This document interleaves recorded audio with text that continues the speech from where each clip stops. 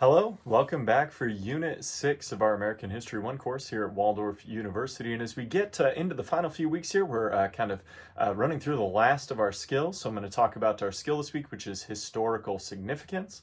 Then I'm going to talk briefly about the discussion board, and then even more briefly about your Unit 6 assessment. So as we come out of week 5, you guys worked on your outline next week, and you have kind of a fairly substantial project in the PowerPoint due next week. Hopefully you set yourself up for some success there. Many of you did. But as we continue to work through that, make sure you've got that in the back of your mind.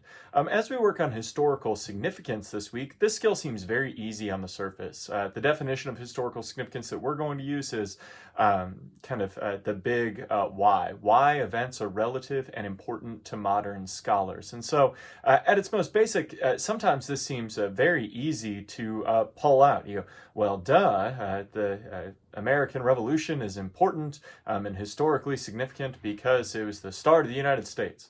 But we want to dive beyond that. And one of the things that makes historical significance difficult, and why we put it as our second to last skill in this course, is that you have to be able to step back and understand the big picture. You have to see historical agency. You have to evaluate all the evidence. You have to determine those objective continuities and changes, and then link them to progress and decline.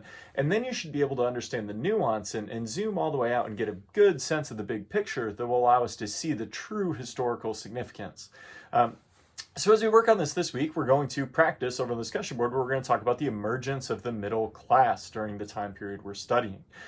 As we see the development of the modern economy during the early 1900s, we're seeing a shift in the United States from mercantilism to capitalism.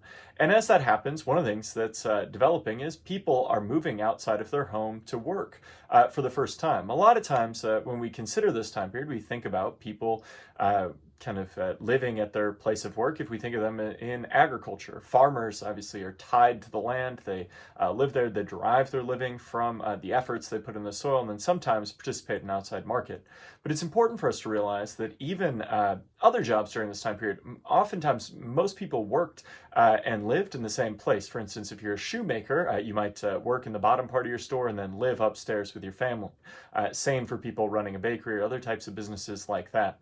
As we shift to capitalism and work and home become separate spheres and separate places that people go, we really start to see the emergence of middle class during this time period.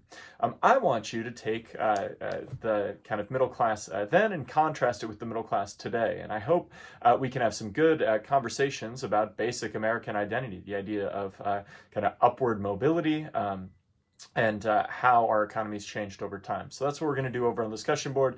I specifically ask you to talk about historical significance of the middle class, and I think that that's an important thing to understand as well. We do have the other video there. Your Unit 6 assessment is I think pretty straightforward. It's all either matching or multiple choice. There's no essay question. So again, this is one maybe you want to go into and take a look at. Have those questions ready as you're reading through the chapter content. It should be pretty easy intentionally that way, so we can move towards that Unit 7 PowerPoint presentation and give you maybe some time to focus on that as we continue on in the course. As always, I want to encourage you to put your best foot forward this week. I appreciate the hard work you've put into the course. If you've got specific questions, make sure you're reaching out. I am here to help however I can. I do appreciate the time and effort you're putting in, and I look forward to the great things you're going to do this week. Good luck.